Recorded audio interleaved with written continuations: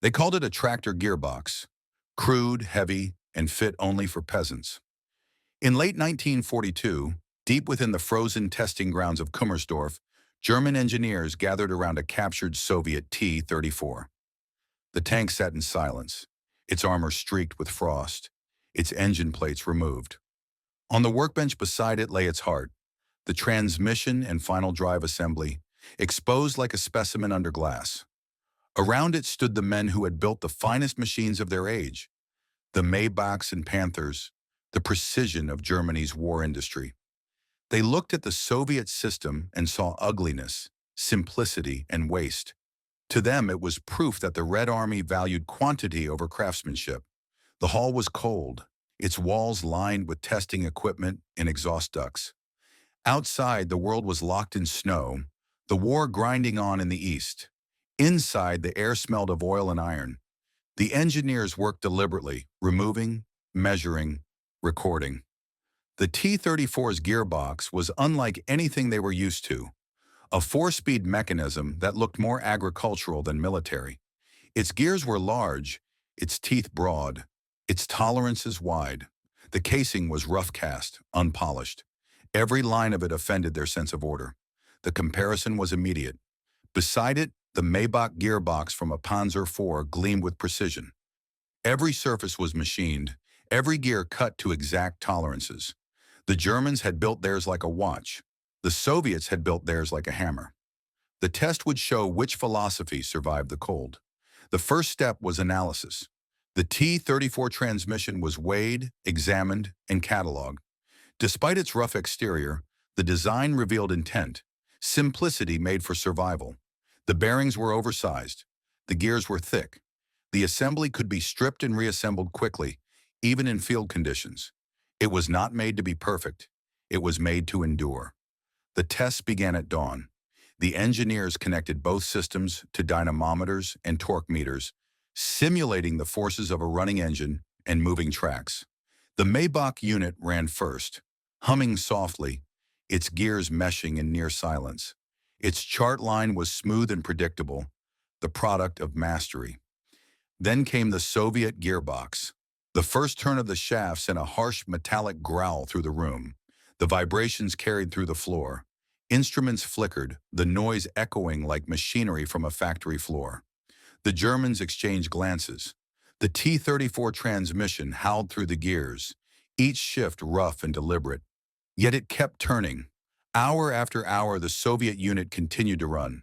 The oil grew dark with filings, the casing hot to the touch, but still the gears turned. The instruments marked wear, but not failure. By midday, the Maybach unit had already shown signs of fatigue. Slight misalignment in the bearings, irregular torque response under high load.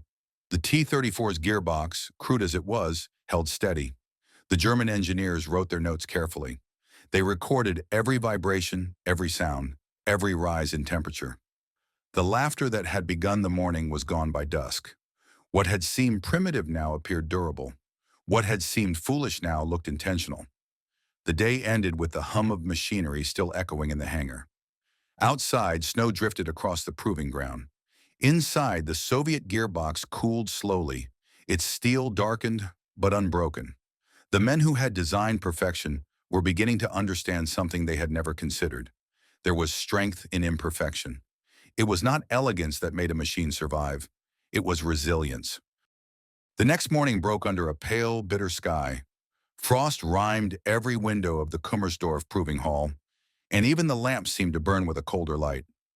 The German engineers arrived early, wrapped in heavy coats, their breath visible as they moved between benches of frozen steel. The previous day's results were pinned to a board. Torque readings, endurance times, temperature curves. The numbers were there in black and white, and though no one spoke it aloud, they told a story that unsettled the room. The Soviet T-34 gearbox, crude and heavy, had survived everything they had thrown at it. It had run through misalignments, shock loads, and uneven lubrication without seizing. The gears were scarred but intact. The Maybach transmission, by contrast, had failed to endure the same abuse. Its finer tolerances, so perfect in design, had become its undoing when grit and cold distorted the metal beyond its margins. The German gearbox was a masterpiece, but one that demanded a perfect world. The Soviet design had no such illusions. That day's trial would push both systems to their limits. The test engineers increased load pressure, simulating prolonged combat stress, long marches, constant gear changes, battle maneuvers in freezing mud. A motor rig drove the input shafts while brake drums simulated the resistance of tank tracks biting into snow and soil. Oil was drained until the fluid inside turned the color of ash. The air in the hangar filled with the metallic scent of friction and heat. The Maybach system began the run with its familiar hum, smooth and precise, its gears meshing in harmony. For a while it performed flawlessly, but as the load increased, the tone changed. A faint rattle, then a shudder. Temperatures spiked. The engineers leaned closer to the gauges, recording every fluctuation. Minutes later, the first sign of damage appeared, a single chipped tooth on the main gear. It was enough. The vibration spread, amplified, and the entire system began to break down from within. The machine that had been perfect could no longer protect itself. When it was the T-34's turn, no one expected beauty. The gearbox clanked into motion like an industrial press, loud and graceless. Its gears complained at every turn, its housing vibrating as if it might come apart. Yet the dials told another story. The load distribution remained stable. The temperature rose but leveled. The coarse gears, wide and thick, absorbed the strain without fracturing. The bearings, packed in simple sleeves rather than fine races, allowed movement where precision would have locked. Hours passed. The gearbox screamed and groaned, but it endured. When the operators shut the rig down, the Soviet transmission was still intact, its surface worn, but its function untouched. When they disassembled it, the damage was minimal. Scuffed teeth, burned oil, but no catastrophic failure. The design was rough, but it had something more important than grace. It had forgiveness. By the afternoon, the engineers' laughter had vanished completely. They gathered around the disassembled parts, running gloved hands over the rough-cut gears and chipped casting.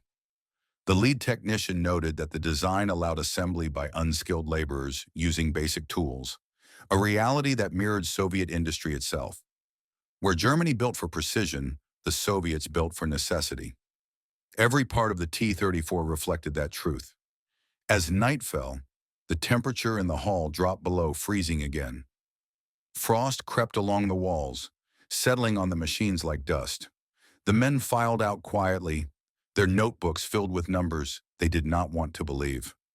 Outside, the snow-covered fields stretched into the dark, a mirror of the front lines hundreds of miles east, where thousands of T-34s ground through winter mud and ice, while German armor lay still, crippled by the same cold.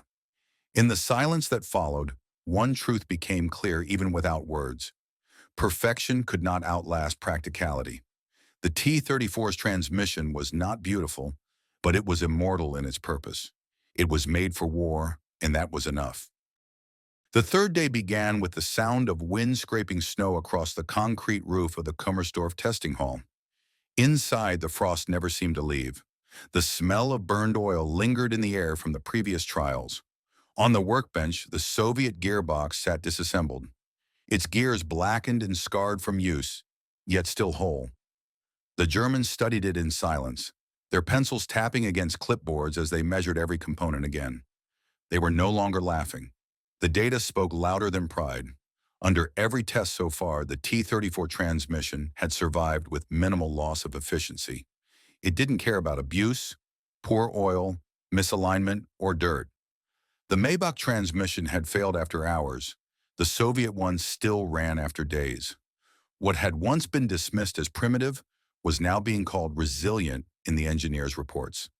The next phase of testing was endurance, continuous operation under varying torque for 72 hours. The engineers reassembled both systems, cleaned the sensors, and filled the tanks with new lubricants. The Maybach used refined German oil. The Soviet gearbox received a cheaper, heavier variant, sticky and dark, like tar. It was a deliberate handicap. When the rig started, the difference was immediate. The German transmission purred at first, efficient and quiet, its casing barely vibrating. The Soviet gearbox clattered and shook as before, its rough-cut gears hammering against one another. But an hour became 3, then 10. The German gearbox began to show signs of fatigue again, the bearings heating, the noise deepening into an irregular rhythm. The Soviet box kept turning, indifferent to the strain. The gauges began to tell a story of contradiction. The machine that was elegant was dying quickly, and the one that was ugly refused to die at all. The Germans increased the torque, trying to break it. The sound of metal grinding filled the hall, the floor trembling underfoot. The test stand shuddered violently, yet the Soviet gearbox didn't fail. Its casing radiated heat, its oil turned nearly black, but it endured. By the 30-hour mark, the Maybach transmission had seized. The main drive gear had cracked along the root, one of its perfect teeth sheared away like glass. The system stopped instantly, locking solid. The engineers shut it down, frustrated but careful. They turned their eyes to the Soviet unit. It was still running, the whine of its coarse gears rising and falling like an old diesel engine. When they finally stopped the test, the Soviet gearbox had run for nearly 3 full days without failure.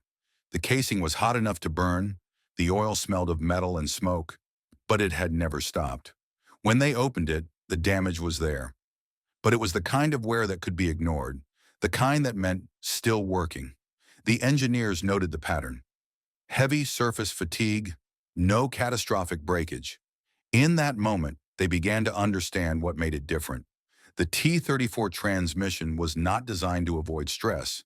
It was designed to survive it. Its gears were large enough to take punishment, its tolerances wide enough to allow expansion, its oil flow forgiving. It didn't fight the forces acting upon it. It endured them. By nightfall, the hangar had grown quiet again. The engineers gathered by the windows, looking out over the snowfields beyond the wire fence. Somewhere to the east, on the front lines, these same transmissions were still turning, driving Soviet tanks across frozen rivers, through mud and into battle. The thought lingered among them that perhaps this machine, born of necessity and built by unskilled hands, carried within it the secret to survival in a war of exhaustion. In the records they wrote that evening, the language was careful, almost restrained. Durability exceptional under adverse conditions, one report said. Design primitive, yet functional. Reliability above expectation. Between the lines, though, another truth was written, one that no engineer there wanted to admit aloud. The Soviet way worked. In the cold silence of that German hall, surrounded by broken precision and a running machine that refused to quit, the engineers began to see that simplicity wasn't weakness. It was power. The fourth day began under a hard gray sky. The cold had deepened, turning the metal surfaces in the Kummersdorf hall to frost-laced mirrors. The engineers arrived early again, their faces drawn, their movements quiet. They no longer approached the T-34 gearbox with derision, but with the wary respect given to something that refused to obey their expectations. The laughter that had once filled the first hours of testing had been replaced by silence and concentration. The endurance test had proven one thing beyond question. The Soviet transmission could take punishment and survive it. Now they wanted to learn how. The engineers dismantled the gearbox again, this time slower, more carefully, measuring wear patterns and comparing them against their own Maybach designs. Under magnification, the truth was visible in the steel itself. The Soviet gears were roughly cut, their surfaces uneven, but they were made from high-carbon steel, deep-hardened, and less brittle than German alloys. Where the Maybach gears had cracked cleanly under stress, the T-34's gears had deformed, bent and scarred, but unbroken. They found another secret in the bearings. The Soviet rollers were oversized and widely spaced, set into simple housings that could tolerate grit and misalignment.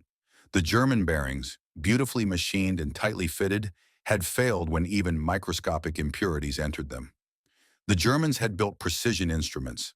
The Soviets had built survivors. That morning, they began a new test, field simulation under contamination. Both transmissions were reassembled and connected to new test rigs. This time, sand, dirt, and metallic debris were deliberately mixed into the oil. It was a cruel experiment, one meant to mimic the battlefield. Unfiltered air, cracked housings, dust from 1,000 kilometers of step. The engineers expected both to fail, though they already suspected which one would last longer. The Maybach gearbox ran first. At low load, it hummed as usual, graceful and efficient. But as the contaminated oil circulated, the sound shifted. Within an hour, the pitch grew coarse, and a faint grinding began. The bearings screamed. The temperature rose sharply. 2 hours later, the system seized. When the casing was opened, the gears were scored with long, deep scratches. The lubricant turned to gray sludge. The engineers made notes, then turned toward the other bench. The Soviet gearbox started next. The first turn of the shaft sent its familiar growl through the room.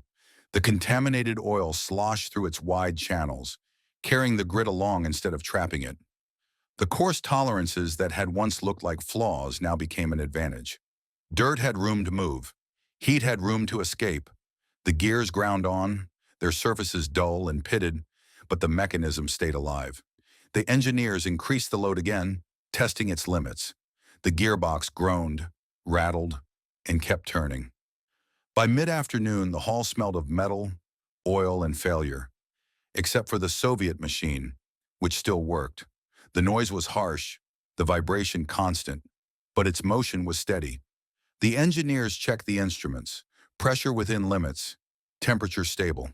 When they finally stopped it, the gears were nearly black, the oil thick and filthy. Yet the transmission still functioned. They began to see what the Soviet designers had intended. This was not a machine that demanded perfection. It was one that accepted imperfection as inevitable.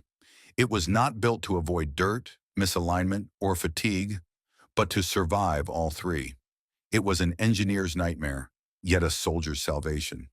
That night, the men gathered their notes in silence. Outside, the wind had risen again, sweeping across the frozen fields where real T-34s fought and died by the hundreds, and were replaced by hundreds more. Germany built masterpieces that broke when the world was less than perfect.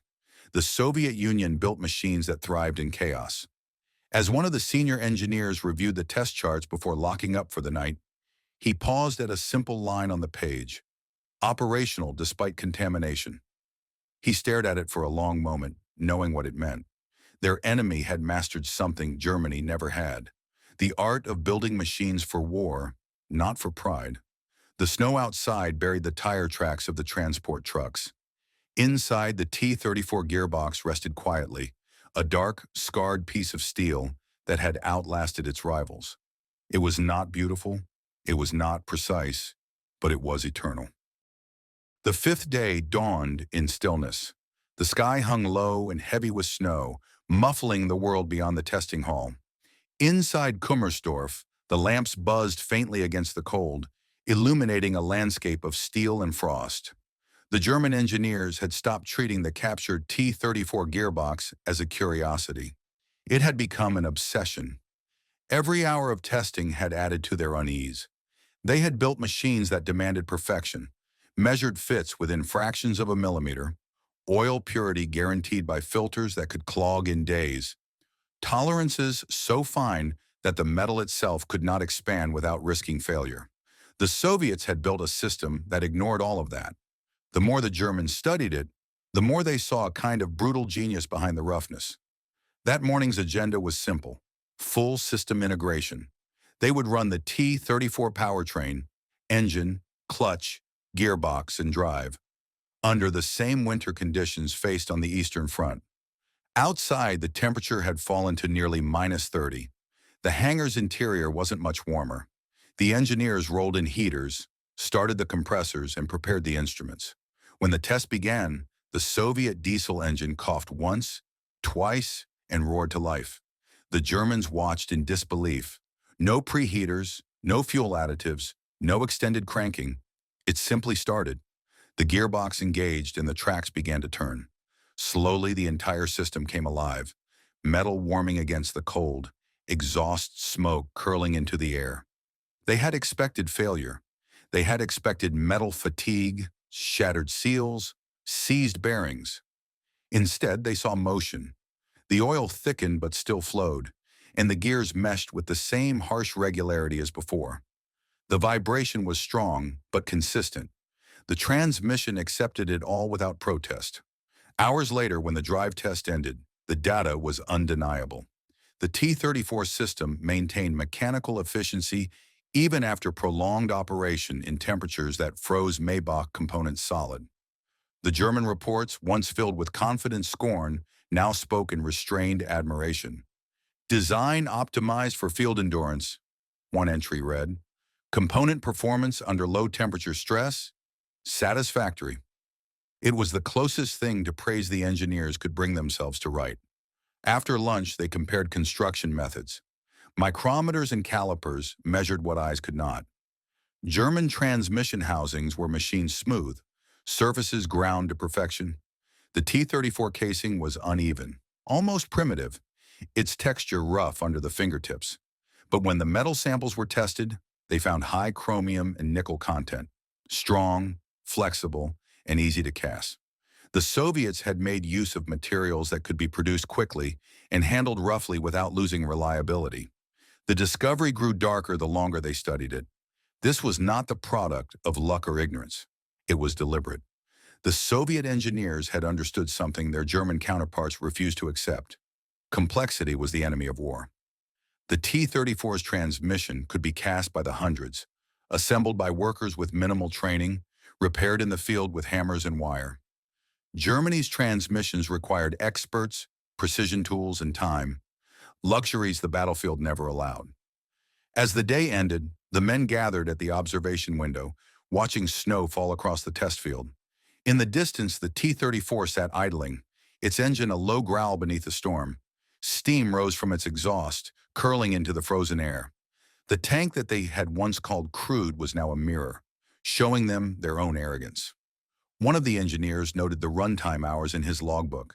The gearbox had already exceeded all German endurance standards. The machine that should have broken days ago refused to stop. Outside, the wind howled against the walls.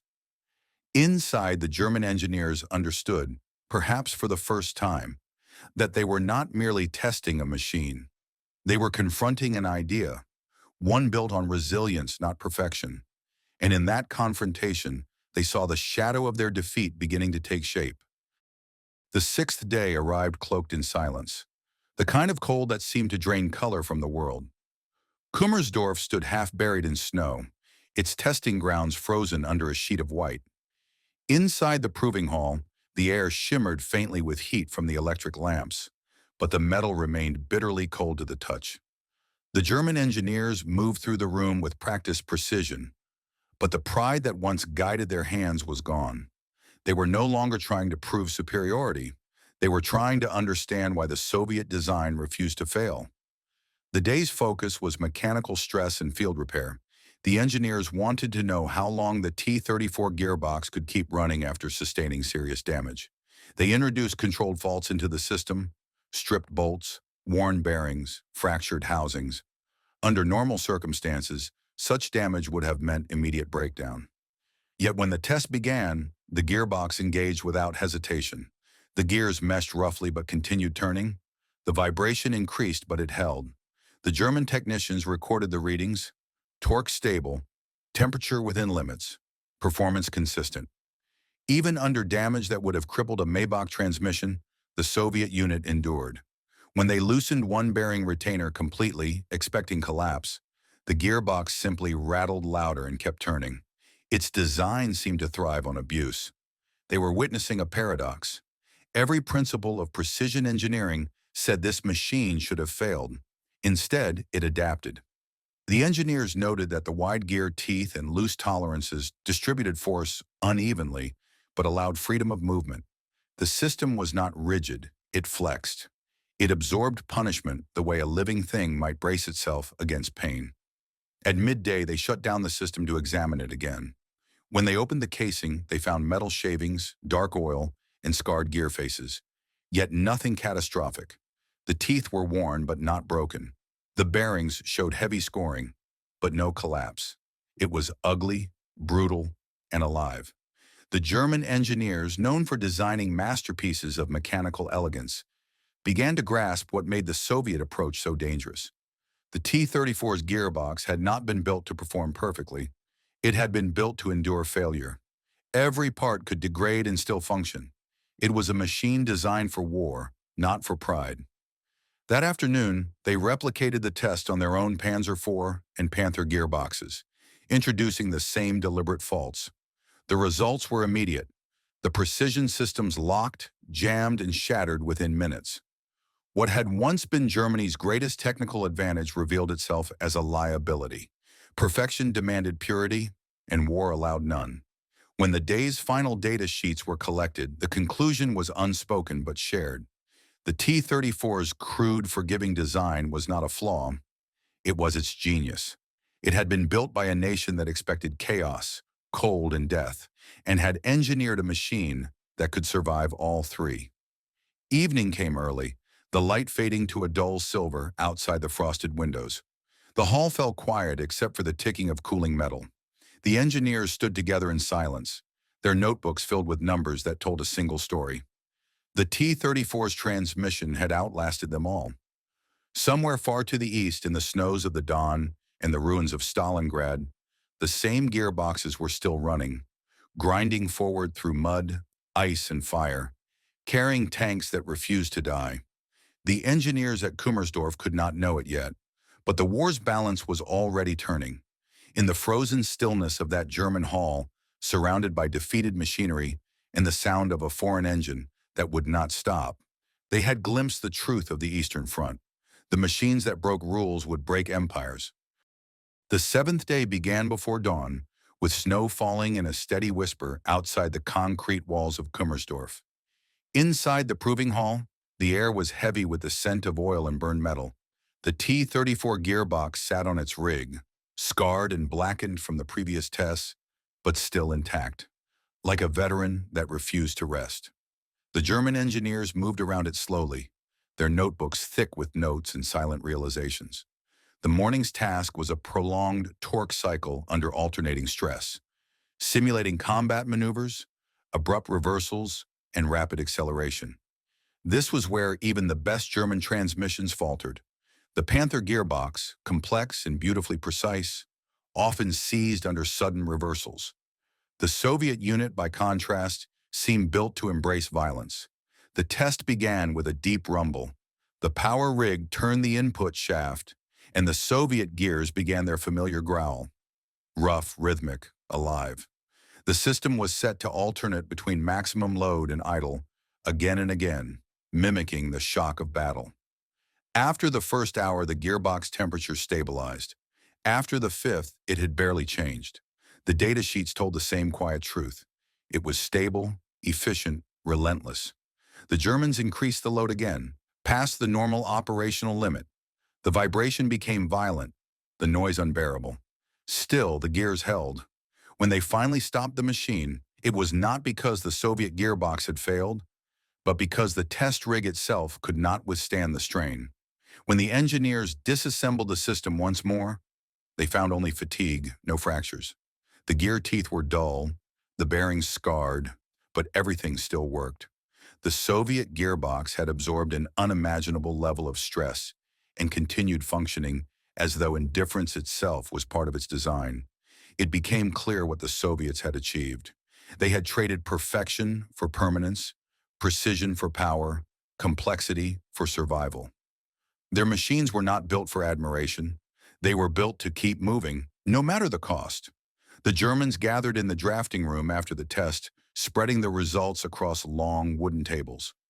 Charts showed efficiency curves, heat tolerances, torque endurance. Every line, every number confirmed what no one wanted to admit. The T-34's design philosophy was superior in the only arena that mattered: war. The discussions that followed were muted but tense. Some engineers argued that the Soviet success came from desperation, that the roughness was born of necessity, not brilliance. Others disagreed quietly. They saw something deliberate in it, something that reflected a fundamental truth the Reich's industry had forgotten. A war machine must not only perform, it must survive the world it fights in. As dust settled outside, the hall lights dimmed to a dull amber glow. The engineers packed their papers, their breath visible in the freezing air. In the corner of the hall, the T-34 gearbox still sat on its bench, steam curling faintly from its casing. It had endured every test they had devised. It was not elegant, it was not silent, but it was unbreakable. The German engineers knew then that this was not just a machine. It was a philosophy made metal, a statement that endurance was greater than perfection, that simplicity was not ignorance, and that strength could be found in the crude and the common. Outside, the snowstorm thickened. Somewhere far beyond those walls on the plains of the Eastern Front, thousands of these same gearboxes were grinding through ice and blood, pushing forward through the ruin of winter, unstoppable, unforgiving, inevitable. Inside Kummersdorf, one of the senior engineers closed his notebook for the last time that day. The ink was smudged from cold hands, but the words were legible. The Soviet gearbox continues to function. Tolerance for damage. Extraordinary. Cause of durability. Simplicity itself. He placed his pen down and stared at the frost forming on the window. For the first time, he understood that they weren't merely studying a transmission. They were staring at the mechanical heart of a nation built to endure anything. The eighth day began beneath a sky the color of steel. Snow drifted across the proving grounds in slow, relentless waves, muffling every sound beyond the concrete walls of Kummersdorf. Inside, the hall lights burned dim and yellow against the frost. The German engineers were tired now, not from labor, but from the quiet weight of realization. They had set out to dissect a machine they thought beneath them. Instead, they had found something that refused to die. That morning's test was meant to simulate the unthinkable, catastrophic battlefield damage. The T-34 gearbox was bolted back onto the dynamometer, its housing battered and cracked from previous experiments. This time, the engineers introduced deliberate destruction, broken gear teeth, contaminated oil thickened with frozen sludge, and damaged bearings that had already begun to crumble. It was the kind of punishment no machine should have survived. When the test began, the hall filled with the metallic roar of defiance. The gears slammed into motion, grinding like a storm of iron. The engineers watched through the glass partition, their instruments quivering from vibration. For a moment they thought it would seize, but the gauges steadied. The noise remained terrible, but the movement continued. The Soviet gearbox was tearing itself apart, and still performing its duty. After 2 hours, pieces of metal flaked off the casing. Smoke drifted through the vents. Yet the output shaft kept turning. Its performance curve fell, but only slightly. The engineers stared at the graphs in disbelief. What they were witnessing was mechanical willpower, a design that had no right to function, doing so through sheer stubbornness. By the fourth hour, the gearbox finally began to slow. The load was too much, the bearings nearly destroyed. The operator powered down the test stand. The machine had endured beyond reason. When the engineers opened it, they found wreckage. Broken teeth, scored shafts, burned oil. But one fact overshadowed the destruction. Even in this ruined state, it had still transmitted power. That night, the German engineers gathered their notes and diagrams. They compared everything: metallurgy, gear geometry, thermal expansion rates, oil viscosity, even field repair times. Each data set led to the same conclusion. The Soviet designers had made choices that ran completely opposite to German tradition. Where the Germans saw precision as the soul of engineering, the Soviets saw durability as its heart. Their machines were not optimized for beauty, but for the brutal rhythm of war. Reports from the Eastern Front only deepened the realization. Field units reported that captured T-34s often ran for weeks without maintenance.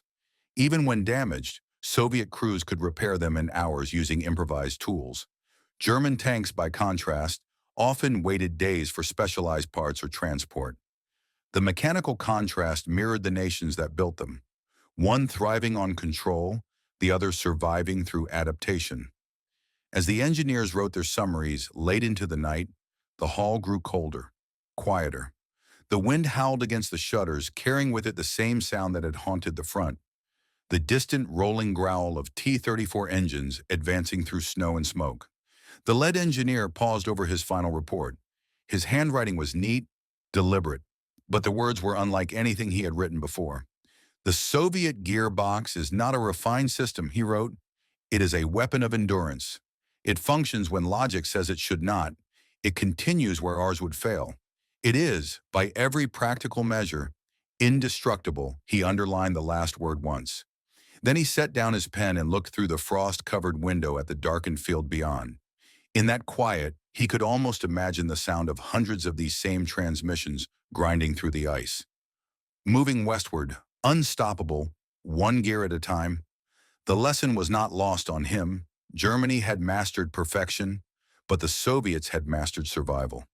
And in war, survival was the only perfection that mattered.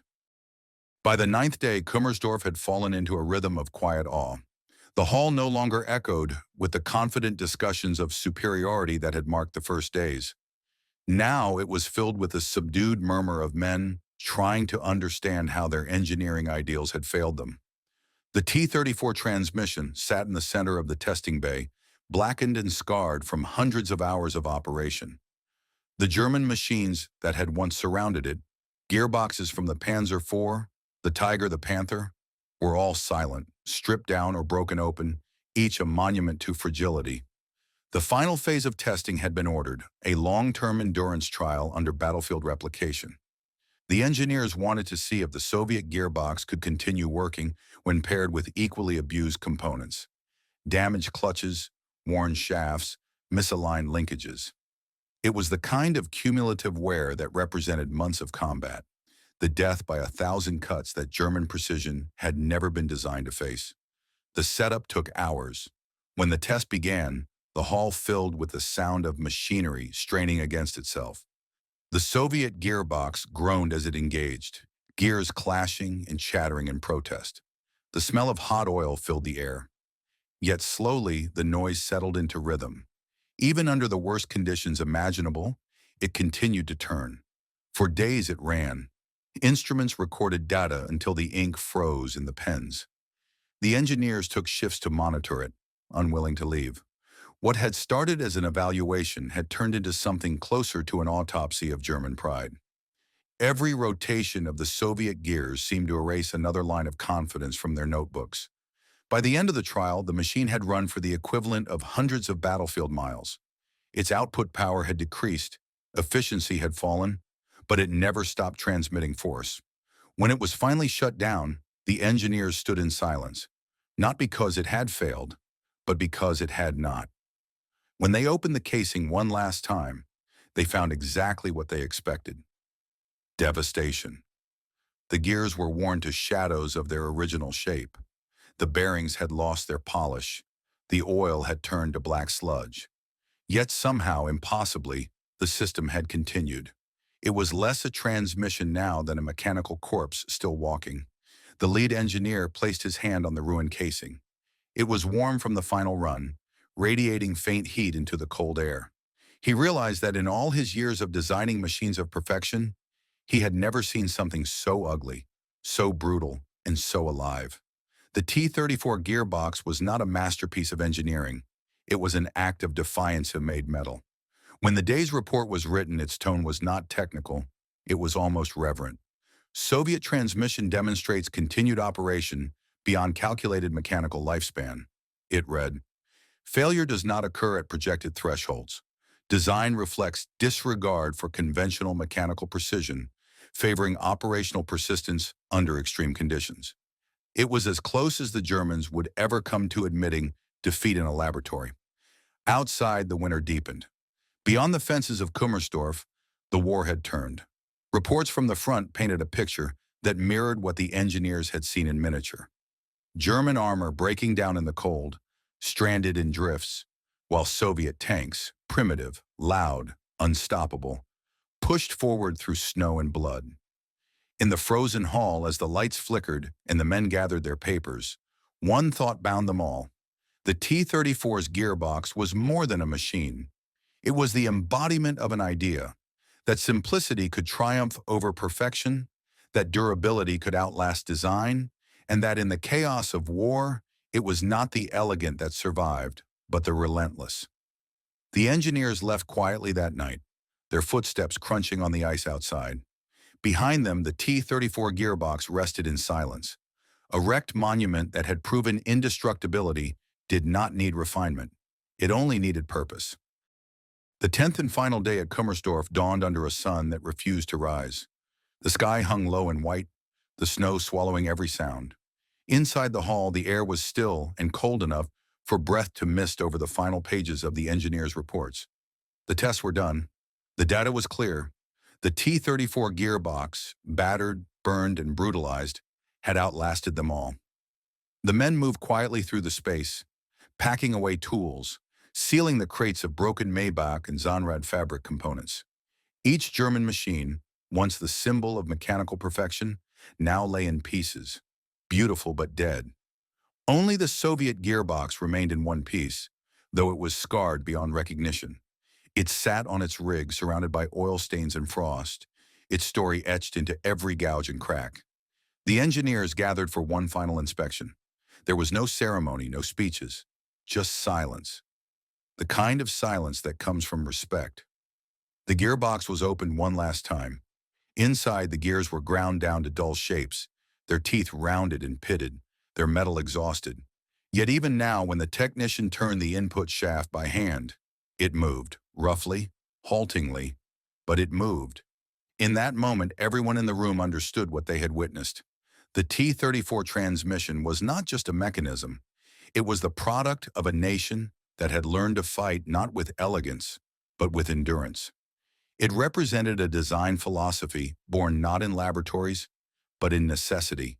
A belief that what mattered most was not how well something worked, but whether it worked long enough. The German engineers, products of an industrial culture obsessed with precision, found themselves staring at a different kind of genius, one forged in cold, mud, and scarcity. The T-34 gearbox was not made for perfection. It was made for survival. It was built to keep moving through snow, grit, and blood until the war itself was over. When the final report was submitted to Berlin, it was phrased in the language of engineers, but carried the weight of surrender. The Soviet transmission exhibits remarkable tolerance for mechanical abuse. It read, "Maintenance intervals indefinite. Structural degradation fails to impede operation. Operational lifespan exceeds all projections. Design prioritizes reliability above refinement." Outside, the war was already proving those words true. Across the Eastern Front, German armor froze in the mud and snow, while T-34s ground forward in endless lines, their gearboxes screaming the same metallic defiance that had echoed through this hall. What had begun as an insult, a crude tractor gearbox, had become the beating heart of the machine that would change the course of the war. As the engineers shut down the lights for the last time, the hall dimmed into shadow. Only a sliver of gray light from the frost-covered windows fell across the Soviet gearbox. It sat in the stillness like an artifact of inevitability, proof that sometimes in war and in industry alike, the simplest design is the most unstoppable. One of the engineers paused at the door and looked back. The cold made the air shimmer. The T-34 gearbox was silent now, but its lesson was louder than any machine ever built. That perfection breaks under pressure, but resilience endures. Outside, the snow fell heavier. The war would grind on for years more, but deep in that frozen hall at Kummersdorf, the verdict had already been written. Not in words, but in steel. The crude Soviet gearbox had outlasted every test, every doubt, and every rival. It had done what the Germans had thought impossible. It had survived.